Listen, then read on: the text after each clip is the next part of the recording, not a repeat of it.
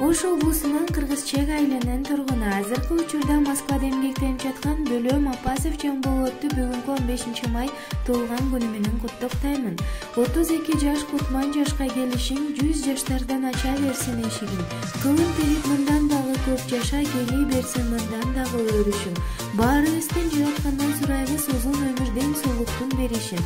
Кубанычтар аралап, жакшылыктар кубалап, жашоонун балдамын татып, эңсеген эңсөө орундалып, бул турмуштун ооматын бар бакытын көрүп, сезип бактылуу жашай бер деп эжеси Жылдыз куттуктайт.